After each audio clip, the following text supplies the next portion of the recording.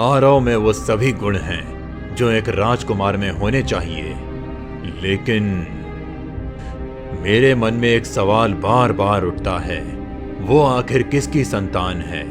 हमने उसे जंगल में पाया था। अगर कभी उसका अतीत हमारे सामने आ गया तो?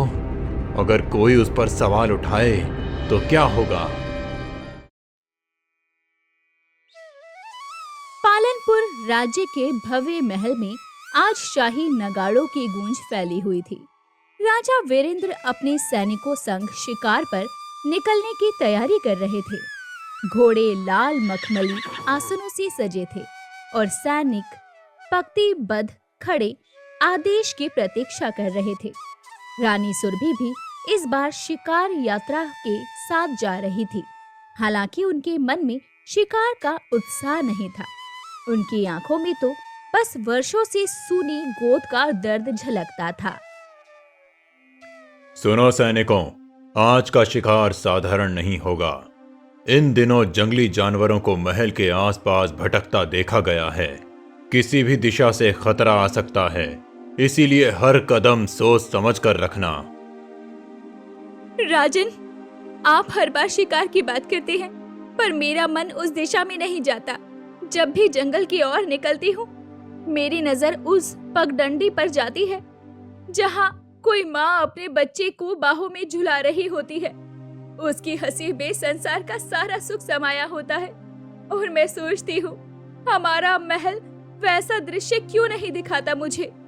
मेरी गोद अब तक क्यों सूनी है राजन? क्यों हर उत्सव मेरे लिए अधूरा है?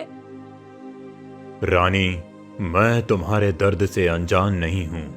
हर बार जब तुम्हारी आंखों में वो अधूरी तड़प देखता हूँ, मेरा दिल भी कांप उठता है। संतान के बिना महल कितना भी भव्य क्यों ना हो, भीतर से वीरान ही लगता है। पर शायद यही हमारी परीक्षा है। शायद ईश्वर अभी हमारे धैर्य को परख रहा है। तुम विश्वास रखो, समय जरूर बदलेगा और उस दिन ये खाली आंगन भी हंसी से गूंज उठेगा। शाही काफिला महल की दीवारों से जंगल की हरियाली की ओर रवाना हुआ। पेड़ों की पत्तियां हवा के संग झूम रही थी और दूर से पक्षियों की चहचहाहट सुनाई दे रही थी। पर तभी अचानक एक अनजानी करुण आवाज ने सबको रोक दिया। वो आवाज किसी बच्चे के रोने जैसी थी। राजन, सुनिए, ये कैसी आवाज है? क्या आपने सुना? ये किसी बच्चे के रोने की आवाज लगती है। हे भगवान, कहीं कोई शिशु तो नहीं? सैनिकों, चारों ओर तलाश करो। आवाज यहीं कहीं पास से आ रही है। जंगल में किसी बच्चे का होना ये तो असंभव लगता है, पर अगर सचमुच कोई शिशु यहाँ है तो सावधान रहना। शायद इसके पीछे कोई खतरा भी छिपा हो सकता है। दो सैनिक झाड़ियों की ओर बढ़े। घने पत्तियों को हटाते हुए एक दृश्य ने सबकी सांसें रोक दी। मिट्टी में लिपटा, फटे पुराने कपड़ों में लिपटा एक नन्हा शिशु पड़ा था। उसकी आंखों से आंसू बह रहे थे, होठ कांप रहे थे और वो ठंड से सिहरता हुआ जमीन से चिपका था, जैसे जीवन से लिपटा रहना चाहता हो। महाराज, देखिए, ये बच्चा अकेला पड़ा था। आसपास कोई नहीं। जंगल की ये नमी और ठंड अगर कुछ देर और हो जाती तो शायद ये बच्चा नहीं बचता। हे प्रभु, ये क्या दृश्य है? इतना छोटा, इतना मासूम प्राण। किस पत्थर दिल ने इसे इस जंगल की निर्दयता में छोड़ दिया? देखिए राजन, ये मेरी उंगली कसकर पकड़ रहा है, जैसे कह रहा हूँ, माँ, मुझे छोड़कर मत जाना। सच में रानी, ये दृश्य हृदय को विचलित कर देता है। कोई माँ अपने शिशु को ऐसे कैसे छोड़ सकती है? निश्चित ही इसके पीछे कोई गहरी मजबूरी रही होगी। किसी दर्द की, किसी बेबसी की कहानी छिपी होगी। मजबूरी चाहे जो भी हो राजन, अब ये बच्चा अकेला नहीं रहेगा। शायद ईश्वर ने हमारी पुकार सुन ली। ये शिशु हमें मिला नहीं, बल्कि खुद हमारी गोद में आया है और अब ये मेरा पुत्र होगा, मेरा आरव। राजा कुछ क्षण मौन रहे। उनकी आंखें रानी सुरभि और उस नन्हे शिशु के बीच ठहर गई। धीरे धीरे राजा का कठोर चेहरा भी ममता की कोमलता में ढलने लगा। रानी, यदि तुम्हारा हृदय यही कहता है तो शायद ये बच्चा सचमुच हमारे जीवन का वरदान है। आज से ये शिशु हमारा पुत्र होगा, हमारी गोद की रोशनी, हमारे वंश की नई शुरुआत है। महाराज की जय हो, रानी की जय हो, राजकुमार की जय हो। शाही नगाड़े गूंज उठे, काफिला लौट पड़ा। घोड़ों की टापों की ध्वनि और नगाड़ों की थाप के बीच राजा और रानी के हृदय में एक अजीब सी शांति उतर आई थी। रानी सुरभि की गोद में वो नन्हा शिशु मुस्कुरा रहा था, जैसे उसे अपने नए संसार का एहसास हो गया हो। रास्ते भर गांव के लोग कौतूहल से निहारते रहे। अरे देखो, रानी माँ की गोद में बच्चा है। क्या भगवान ने उनकी सुन ली? हाँ, कहते तो हैं रानी माँ वर्षों से संतान के लिए तप कर रही थीं। शायद प्रभु ने आज उनके आंसू देख लिए।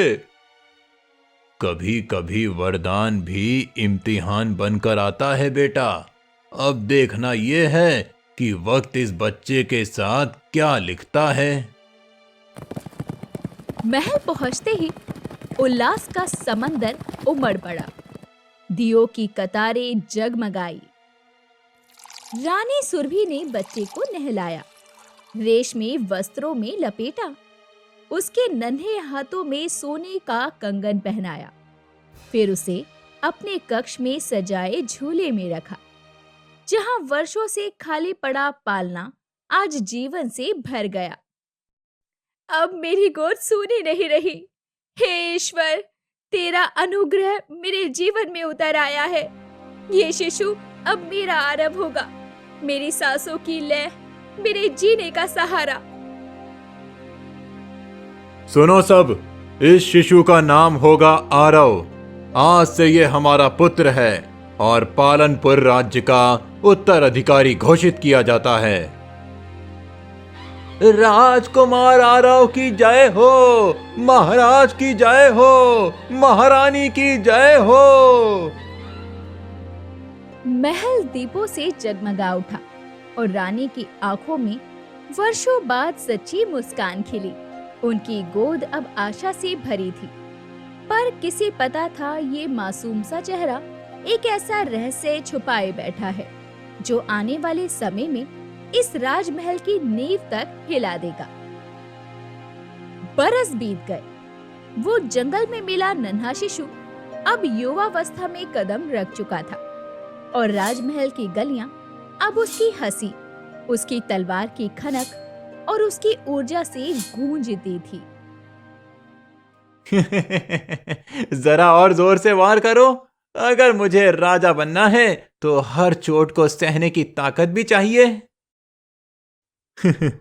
राजकुमार, ताकत सिर्फ हाथों में नहीं होती। राजा को उतनी ही ताकत दिल और दिमाग में भी रखनी चाहिए। तलवार दुश्मन को हराती है, पर न्याय लोगों के दिल जीतता है।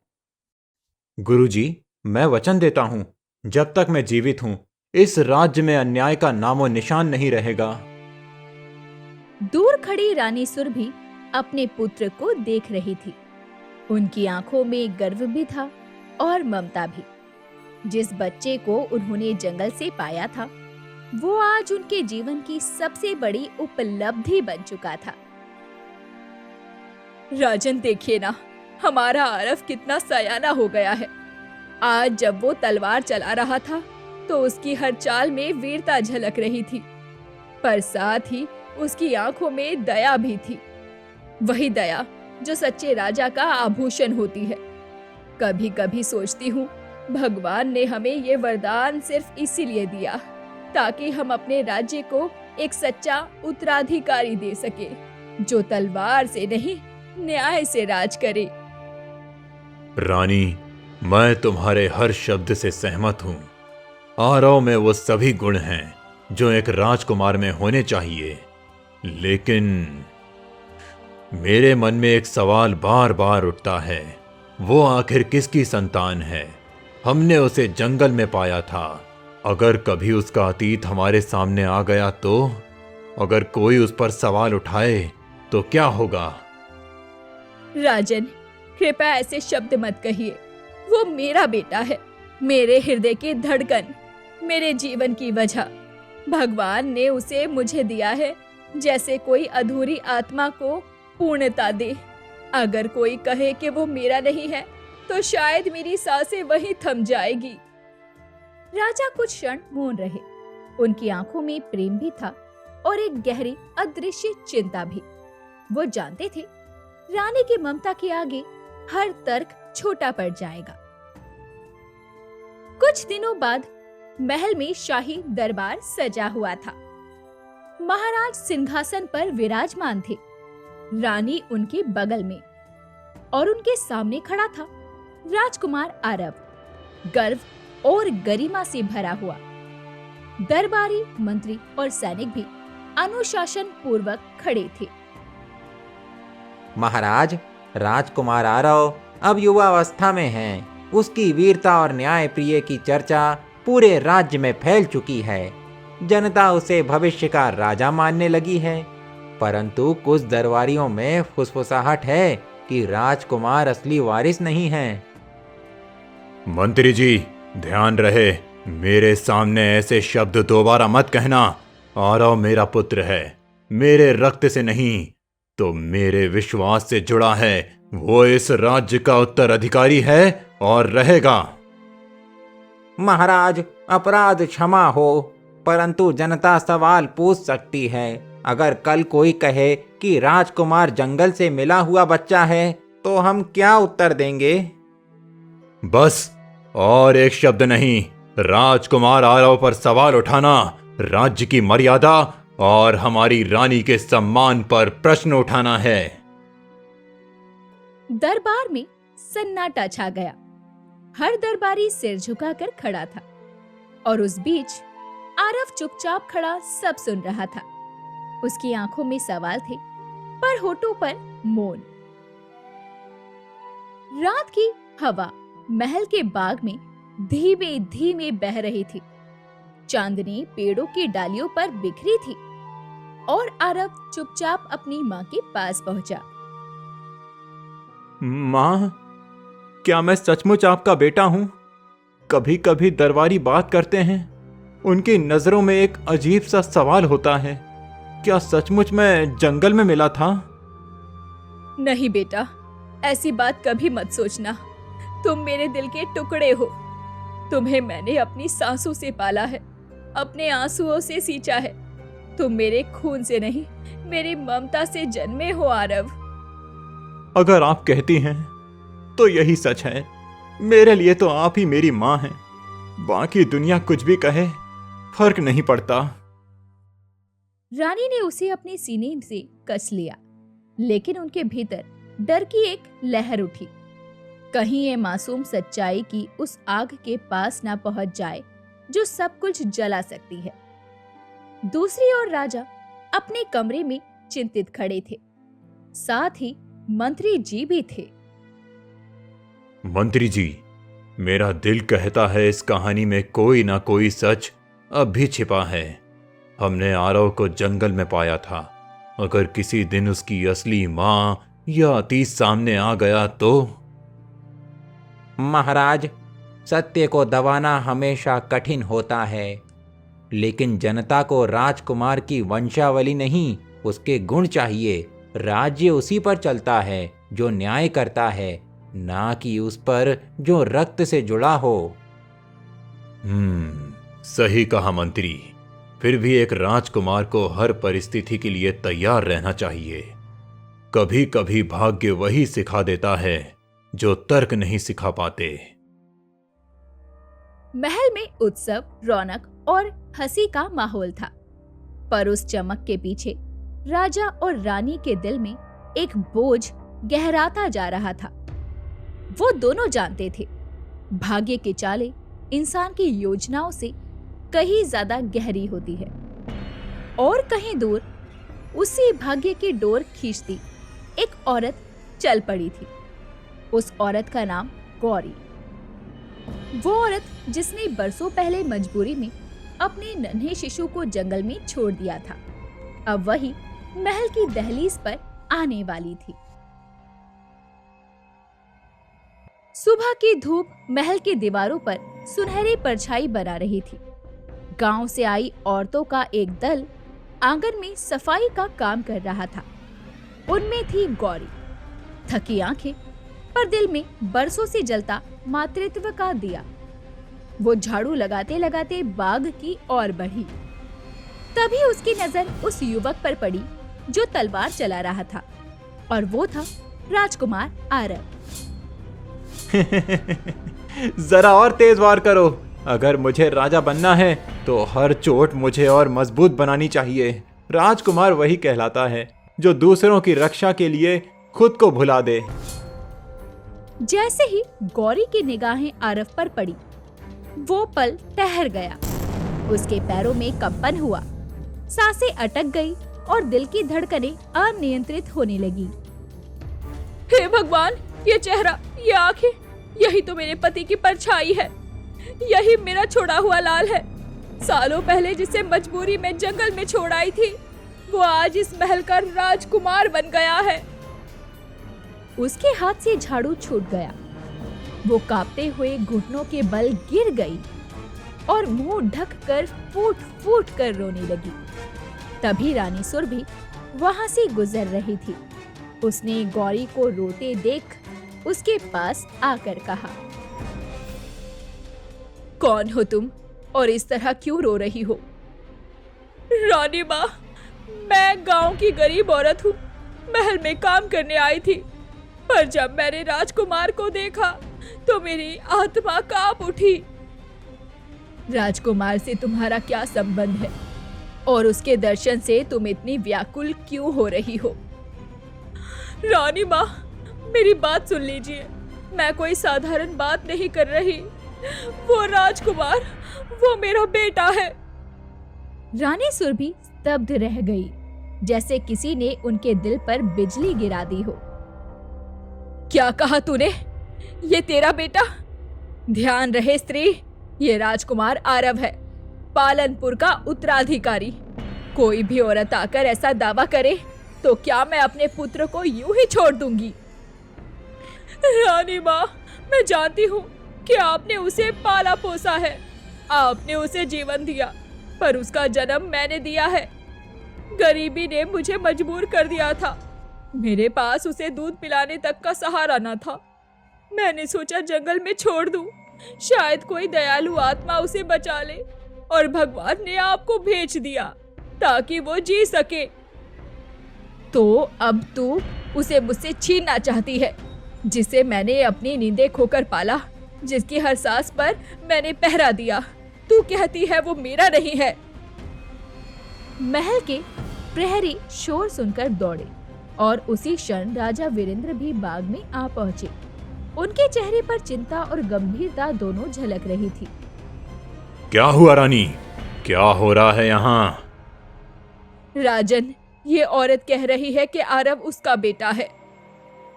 क्या सचमुच तुम ऐसा कह रही हो स्त्री? हाँ महाराज, यही मेरा लाल है। उसकी आंखें, उसका चेहरा, सब मेरे पति की परछाई है। अगर मैं झूठ बोलूं तो भगवान मुझे यही दंड दे। राजकुमार आरव कुछ दूरी पर खड़ा ये सब सुन रहा था। उसका दिल तेजी से धड़कने लगा। उसने राजा के पास आकर कहा, पिताजी, ये औरत क्या कह रही है? क्या मैं आपका पुत्र नहीं हूं? बेटा, मैं अभी कुछ नहीं कह सकता। हमें सच जानना होगा। हर बात को प्रमाण की कसौटी पर परखना जरूरी है। महाराज, ये मामला अत्यंत गंभीर है। सिर्फ एक माँ का दावा पर्याप्त नहीं, सत्य के लिए प्रमाण चाहिए। मैं सुझाव देता हूँ, कल दरबार में यही स्त्री सबके सामने अपना पक्ष रखे। ठीक है मंत्री, कल का दिन तय करेगा असलियत क्या है। सुनो औरत, कल तुम दरबार में सबूत के साथ अपना पक्ष रखना। फिर हम फैसला करेंगे। गौरी रोते हुए महल से बाहर चली गई। रानी सुरभि दीवार से टिककर खड़ी रही। उनकी आंखों से लगातार आंसू गिरते रहे। राजा वीरेंद्र गहरी सोच में डूबे रहे। राजकुमार आरव स्तब्ध था। उसे पहली बार लगा कि उसकी जिंदगी का आधार डगमगा गया है। रात को राजा और रानी कक्ष में बात कर रहे थे। राजन, अगर कल सच निकल आया तो क्या आप मेरे आरव को मुझसे छीन लेंगे? रानी, मैं ईश्वर और सत्य दोनों के विरुद्ध नहीं जा सकता, पर वचन देता हूं, चाहे जो हो जाए, आरव को कभी अकेला नहीं छोड़ूंगा। राजन, मैं उसके बिना नहीं जी सकती। वो मेरी सांसें हैं, मेरा अस्तित्व है। अगर कोई कहे कि वो मेरा नहीं है तो मेरा जीवन भी अर्थहीन हो जाएगा। रानी, तुम चिंता मत करो। भगवान ने ही हमें आरव से मिलाया था, इसीलिए वो सब ठीक कर देंगे। राजा ने रानी को दिलासा देकर शांत किया। दूसरे दिन सुबह का सूरज महल की ऊंची मीनारों पर सुनहरी किरणें बिखेर रहा था, लेकिन महल के भीतर घनघोर सन्नाटा था। आज का दिन पूरे राज्य की तकदीर तय करने वाला था। दरबार सजा हुआ था। सिंहासन पर राजा वीरेंद्र बैठे थे। उनके बगल में रानी सुरभि।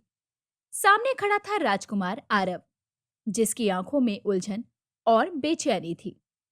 मंत्री, सेनापति और सारी दरबारी पंक्तिबद्ध खड़े थे और फिर उस स्त्री गौरी को अंदर बुलाया गया। दरबारियों, आज यहाँ एक असाधारण मामला है।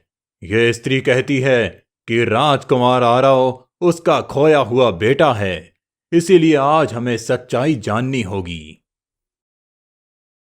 गौरी कांपते पैरों से आगे बढ़ी। आंचल से सर ढककर उसने राजा को प्रणाम किया। उसकी आंखों से आंसू लगातार बह रहे थे। महाराज, मैं झूठी नहीं हूँ। ये राजकुमार मेरा ही बेटा है। सालों पहले भूख और गरीबी ने मेरी गोद खाली कर दी थी।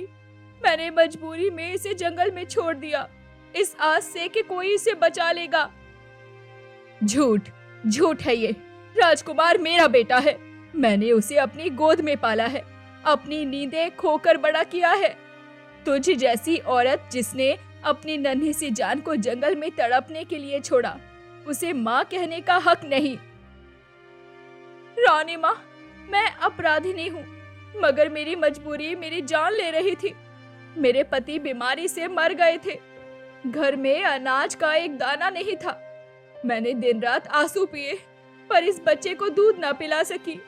मैं जानती हूँ छोड़ना पाप था, पर भूख ने मुझे पापिन बना दिया। दरबार में सन्नाटा छा गया। हर नजर राजा की ओर थी।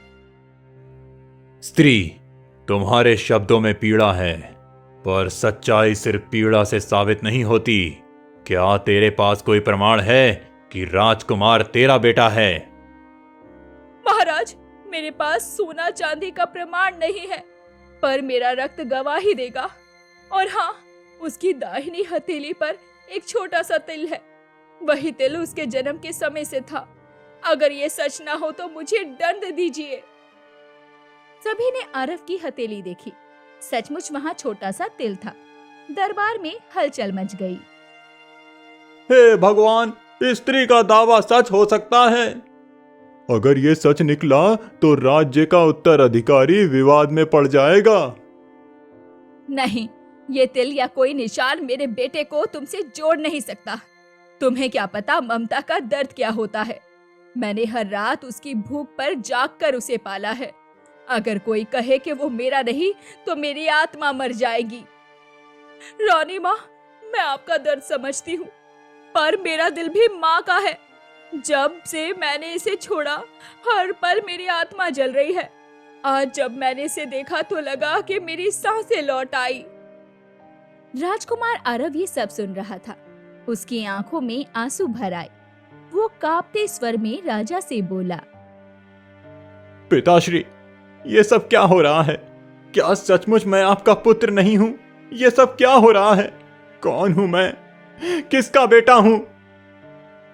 बेटा, तेरे प्रश्न मेरे हृदय को भी चीर रहे हैं, पर सत्य से भागना राजा को शोभा नहीं देता। इसीलिए ही आज का दरबार बैठा है, ताकि सच सामने आए। महाराज, ये मामला कठिन है। एक ओर जन्म देने वाली माँ है, दूसरी ओर पालने वाली माँ। जन्म देने वाली माँ का खून है, पर पालने वाली माँ की ममता है। निर्णय कठिन है, पर न्याय करना आवश्यक है। हे महाराज, अगर हम जन्म को ना माने तो हर माँ से उसका खून छिन जाएगा, और अगर हम पालन को ना माने तो ममता का अपमान होगा। सभी की नजर अब राजा पर थी। पूरा दरबार सांसें थामे खड़ा था।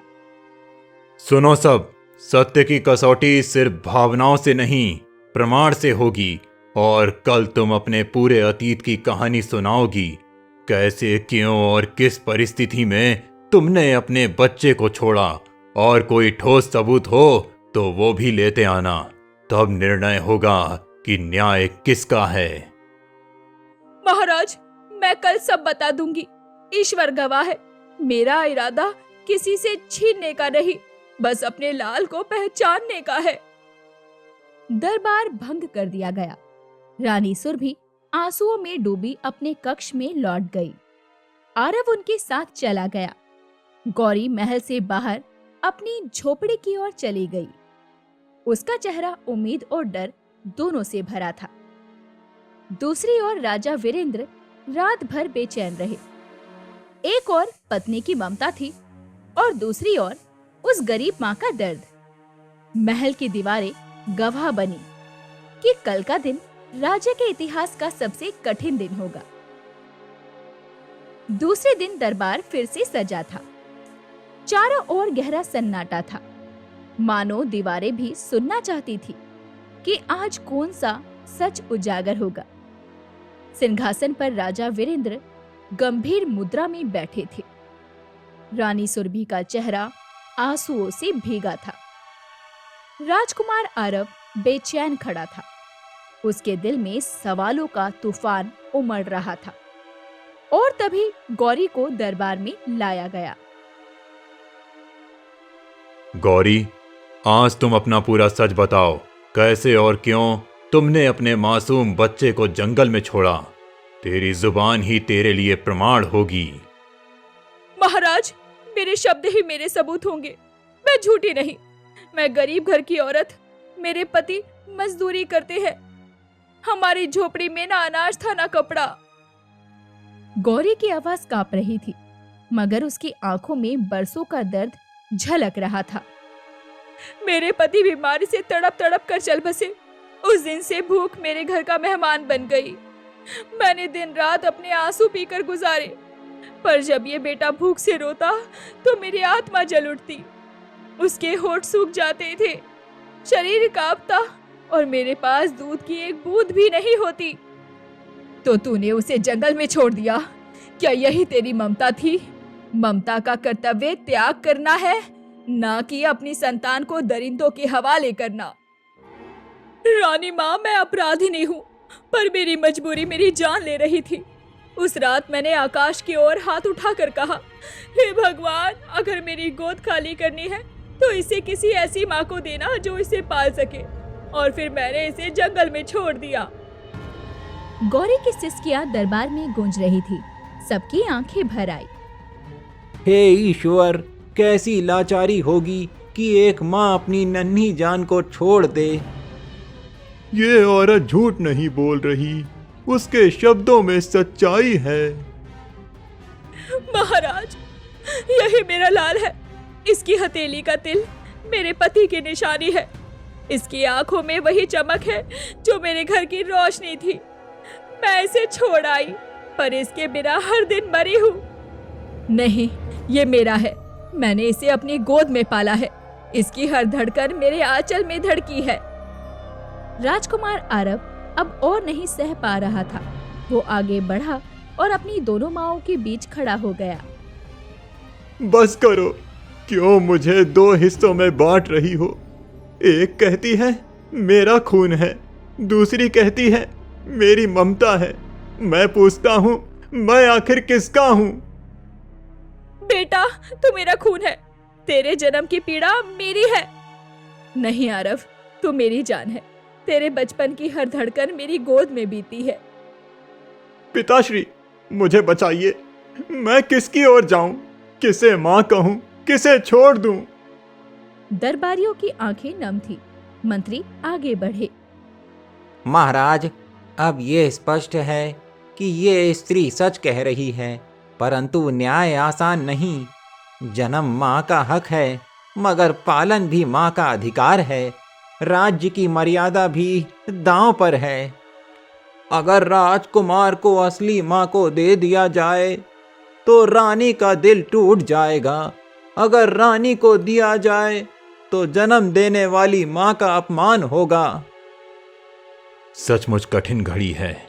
एक और ममता है, दूसरी ओर रक्त का रिश्ता। निर्णय जो भी होगा, किसी का दिल टूटेगा। दरबार फिर सन्नाटे में डूब गया। हर नजर अब राजा और आरव पर टिकी थी। महाराज, मैं कुछ और नहीं चाहती। बस मेरा बेटा मुझे एक बार माँ कहकर पुकार ले। उसके होठों से ये शब्द सुनकर मेरी आत्मा को शांति मिल जाएगी। और अगर वो मुझे माँ ना कहे तो मेरा जीवन बेमानी हो जाएगा। राजन, सोचिए, मैंने उसे हर आंसू, हर भूख से बचाया है। बस कीजिए।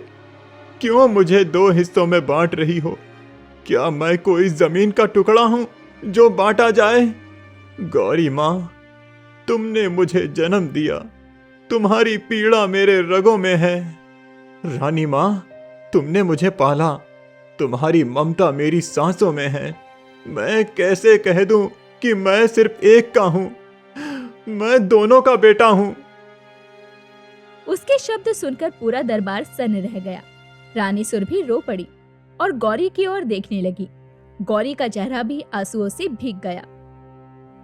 बेटा, मेरे लिए इतना काफी है कि तू मुझे माँ कह ले। तुझे छीनने का अधिकार मुझ में नहीं है। मैंने तुझे खो दिया था, पर भगवान ने मुझे तुझे देखने का वरदान दे दिया। नहीं गौरी, तू सच्ची माँ है। मैंने तुझे अपशब्द कहे, तेरा दर्द समझा नहीं। तेरे बिना ये बच्चा दुनिया में आता ही नहीं। अगर तू ना होती तो मेरी गोद भी खाली रहती। गौरी बहन, अब से ये राजकुमार सिर्फ मेरा ही नहीं, तेरा भी है। तेरा रक्त है और मेरी ममता है। दोनों का हक बराबर है। रानी माँ, आप सचमुच महारानी है। आज आपने मुझे अपमान से नहीं, सम्मान से भरा है। मैंने सोचा था मेरा बेटा मुझे कभी माँ ना कहेगा, पर अब मैं जानती हूँ उसका दिल मेरे लिए भी धड़कता है। पूरा दरबार तालियों और जयकारों से गूंज उठा। राजकुमार आरव दौड़कर दोनों माँओं के सामने खड़ा हो गया। उसकी आंखों में आंसू थे। अब मुझे किसी डर की जरूरत नहीं। अब मैं जानता हूँ मैं दोनों माँओं का बेटा हूँ। एक ने मुझे जन्म दिया, दूसरी ने मुझे जीने का सहारा दिया। और मैं वचन देता हूँ कि मैं अपनी दोनों माँओं का सम्मान करूंगा। सुनो सब, आज से ये राज्य इस राजकुमार को सिर्फ एक माँ का बेटा नहीं, बल्कि दोनों माँओं का बेटा मानेगा। ये फैसला हमारा नहीं है, ईश्वर का है। और याद रखो, खून और ममता दोनों का समान हक होता है। सारा दरबार गूंज उठा। महाराज की जय हो, राजकुमार आरव की जय हो, महाराज की जय हो।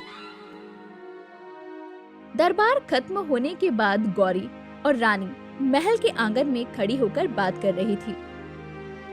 रानी माँ, मैं आपके राजमहल में नहीं रहूंगी। मैं गांव की औरत हूँ और अपनी झोपड़ी में खुश रहूंगी। बस इतना चाहती हूँ कि कभी कभी मेरे लाल से मिलने आ जाऊं। गौरी बहन, ये महल अब तेरा भी है। जब चाहे आ जाना। तूने मुझे सबसे बड़ा तोहफा दिया है। आंसू और मुस्कान के बीच महल की हवा बदल गई। उस दिन महल में सिर्फ एक निर्णय नहीं हुआ, बल्कि इंसानियत की जीत हुई। राजकुमार आरव अब 2 माँओं का बेटा था। रानी की ममता और गौरी का रक्त, दोनों का सम्मान हुआ।